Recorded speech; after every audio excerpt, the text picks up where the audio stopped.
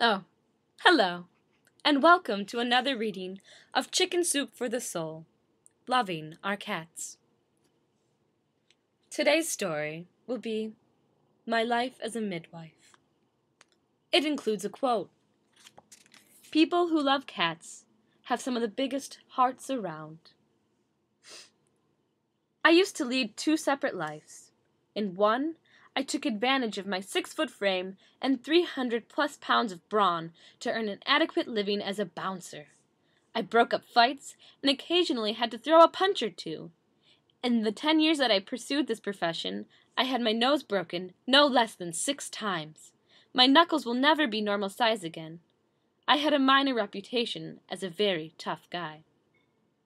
Then there was my other life, my secret life, in which I served as a midwife for pregnant cats. Imagine, if you will, an outsized middle-aged man coaching tired and cranky female cats through the pain of childbirth. I've always suspected that I do this because I was unable to be present at the births of my stepchildren and my grandchildren. But that's for my therapist and me to find out. My split life started with my first cat, Bacall. She got herself pregnant before I could afford to have her spayed. She was expecting kittens around the time of my birthday. I arranged for my friend, and future wife, Janet, to watch Bacall while I spent the weekend at a conference. Like many conferences I had attended, there was much talk late into the night, and as a result, I had not gotten a lot of sleep. During the 8-hour drive back from the conference, I was getting more and more tired. All I wanted to do was go home and go to bed. So, of course, about an hour before I got home, Bacall went into labor. I pause here for character identification. I was an exhausted, surly, and totally unpleasant representative of humanity at this point. My first impulse was to go to bed and let Bacall handle the birth by herself. After all, it was the most natural thing, and her motherly instincts would kick in, wouldn't they? Of course they would. But somehow I found myself sitting on my bed, my favorite blanket under Bacall, while I rubbed her ears and back during labor. She gave birth to 4 healthy kittens, 2 of whom still share my home today. I was so pleased with her that I sat up half the night trying to get her to eat and drink something. And so my life as an animal rescuer began.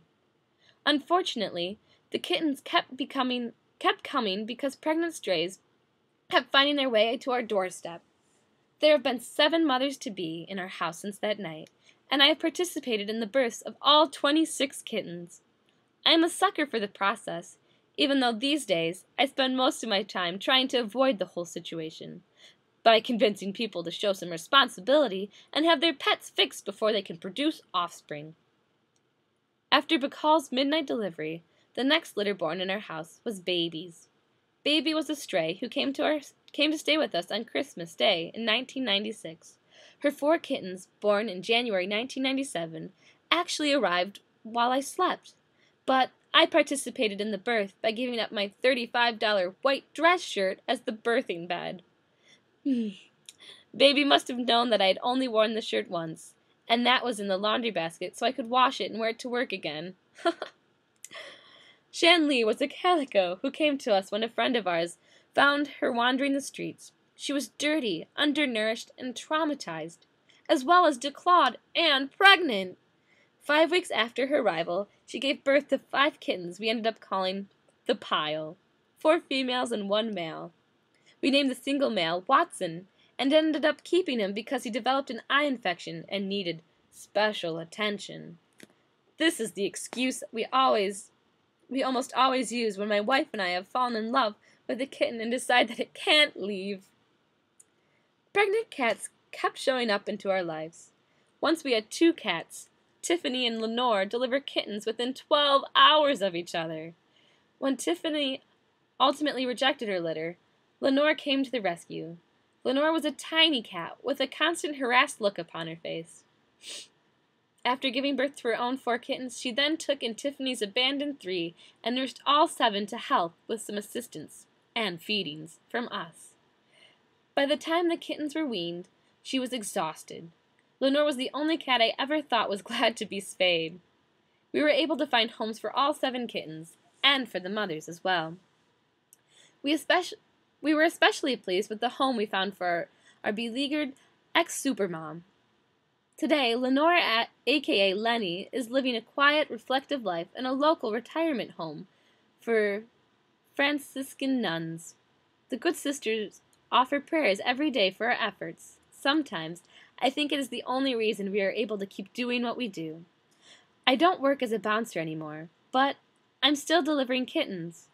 We took in another cat just a few weeks ago, and no surprise, she's pregnant. Any day now, probably in the middle of the night, of course, I'll be playing Midwife again. I enjoy the experience, but I wish with all my being that I didn't have to do it. It gets tiring looking for homes for healthy cats with nowhere to go. My wife and I always take the kittens to the vet, getting them altered and inoculated with their first shots before we start looking for homes. We want to make sure that we don't perpetrate the problem. This process costs us a few $100 each time, and our vet always lectures about being such soft touches. Still, I'm sure that we'll continue to do it in the future, as long as there are pregnant cats who need help. I am willing to play midwife. This story was sent in from Brian Baker for Chicken Soup for the Cat Lover's Soul. Thank you.